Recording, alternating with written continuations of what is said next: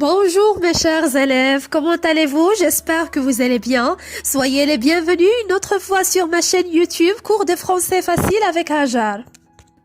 Alors on se retrouve aujourd'hui pour une nouvelle séance de français destinée aux élèves de la 3e année collégiale ayant le manuel Passerelle.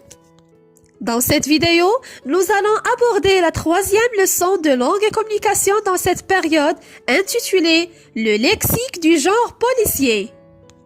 En effet, cette activité a pour objectif d'utiliser correctement le champ lexical du genre policier. Alors, vous êtes prêts? C'est parti! Prenez vos manuels à la page 116 et suivez avec moi, je vais vous lire le texte support. Le tueur des équinoxes. La victime était allongée sur le dos, entre deux divans.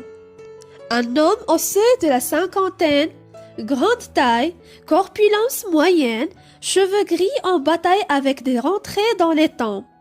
Des traces allant du violet sombre au mauve entouraient son cou. Sur son ventre ouvert dans le sens de la longueur, une entaille saignait encore. L'inspecteur Burhan, un ancien de la criminelle, fut chargé de mener l'enquête. Arrivé sur la scène du crime, il enfila des gants et glissa sa main dans la poche intérieure du blouson du défunt. La fouille systématique révéla une carte d'identité, une carte professionnelle et une carte visa. Puis, il balayait les lieux d'un regard circulaire, l'air vaguement dubitatif pendant que la police scientifique et technique passait le périmètre au peigne fin. Des indices? Demanda l'inspecteur Burhan. Que dalle! Lui répondit-on, ni empreinte digitale, ni fibre, ni objet. Un vrai travail de pro. L'inspecteur fit venir le témoin oculaire qui avait signalé le meurtre. C'était un grand garçon au visage pâle criblé par l'acné juvénile. Vous avez dit que vous aviez vu distinctement le visage du meurtrier. Vous confirmez? Oui, répondit le témoin. Très bien. Passez cet après-midi pour faire votre déposition. Vos informations nous seront grandement utiles pour établir un portrait robot de l'assassin. La référence de ce texte, il s'agit d'un extrait tiré de la nouvelle policière intitulée Le tueur des équinoxes d'Ahmed Bouchiri. On passe maintenant aux questions de compréhension. La première question, qui est la victime et comment a-t-elle été tuée? Alors la victime est un homme inconnu au seuil de la cinquantaine. Il a été tué d'une façon professionnelle. Parce que d'après la réplique de la police scientifique et technique, le tueur n'a laissé ni empreinte digitale, ni fibre, ni objet. Un vrai travail de pro. La deuxième question. Qui a été chargé de l'enquête? La réponse, c'est l'inspecteur Burhan qui a été chargé de l'enquête. La troisième question. Que fait la police scientifique? Alors la police scientifique et technique a passé le périmètre au peigne fin afin de chercher des indices. La quatrième question. A-t-on trouvé des indices sur la scène du crime? Qu'est-ce qui le montre? La réponse, non, malheureusement, ils n'ont rien trouvé. Ce qui le montre, c'est la réplique de la police scientifique et technique. Ni empreinte digitale, ni fibre, ni objet. La cinquième question. Qui a vu l'assassin? Alors le témoin oculaire était un grand garçon au visage pâle criblé par l'acné juvénile. Et que lui demande l'inspecteur Burhan? Alors l'inspecteur lui demande de passer au poste de police pour faire sa déposition ou plutôt son témoignage. La question numéro 6. À quel champ lexical les mots en rouge appartiennent-ils? Je relis d'abord les mots en rouge. La victime, des traces, la criminelle, mener l'enquête, la scène du crime, des gants, des fins, la fouille, révélant, la police scientifique et technique, le périmètre, des indices, l'inspecteur, empreinte digitale, fibre, le témoin oculaire, signaler le meurtre, dit, confirmer, répondit, déposition, un portrait robot et l'assassin. Alors on peut dire qu'il s'agit du champ lexical du genre policier. La question numéro 7. Classe ces mots dans le tableau suivant.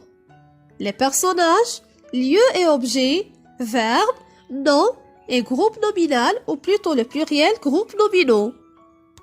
Commençons d'abord par le premier terme. La victime. Il s'agit d'un personnage. 2. Des traces. C'est un nom. La criminelle. C'est un nom. Mener. C'est un verbe. L'enquête. Un nom. La scène du crime. C'est un lieu. Des gants. Un objet. Défunt. Personnage. La fouille. Un nom. Révélant. C'est un verbe. La police scientifique et technique. Personnage. Le périmètre. Un lieu. Des indices. Objet. L'inspecteur. C'est un personnage. Empreinte digitale. Groupe nominal. Fibre. Un objet. Le témoin oculaire. C'est un personnage. Signaler. C'est un verbe. Le meurtre. Un nom. Dit. Un verbe. Confirmer. Verbe. Répondit. Un verbe. Déposition. C'est un nom. Un portrait robot. Groupe nominal. Et finalement l'assassin. Un personnage. On passe maintenant à la rubrique Je retiens. Complète par témoin, inspecteur, massacré, malfaiteur, meurtre, interrogé et arrestation. Alors le témoin appartient aux éléments de l'enquête, comme indices, empreintes, armes, mobiles, etc. Inspecteur. On doit le mettre dans la colonne de ceux qui enquêtent, comme enquêteurs, policiers, détectives, gendarmes, etc. Massacrer. C'est un verbe des actions du criminel, comme tuer, assassiner, étrangler, etc. Le malfaiteur. Ceux qui commettent, comme criminels, suspects, meurtriers, inculpés, etc. Interroger. C'est un verbe des actions de l'enquêteur. Il existe aussi d'autres verbes comme chercher, prouver, arrêter, etc. Et finalement, le dernier terme, c'est arrestation. C'est un nom parmi les actions de l'enquêteur. On passe maintenant à un exercice d'application. Je m'entraîne, la page 117. Relis chaque mot de la colonne A à la définition qui lui correspond dans la colonne B.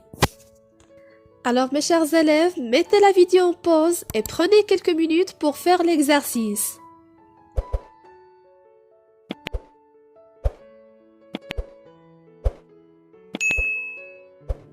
On passe à la correction. Les empreintes digitales. Ce sont les traces des doigts laissés sur un objet. La victime. C'est la personne qui subit le crime, le méfait. Par exemple, un enlèvement. Le témoin oculaire. C'est la personne qui a vu ce qui s'est passé. La scène du crime ou le périmètre. C'est un lieu où a été trouvée la victime entourée d'une rubalise jaune. Le suspect. C'est la personne soupçonnée d'avoir commis un crime. Enquête. Recherche du responsable du méfait. Question posée par la police au suspect.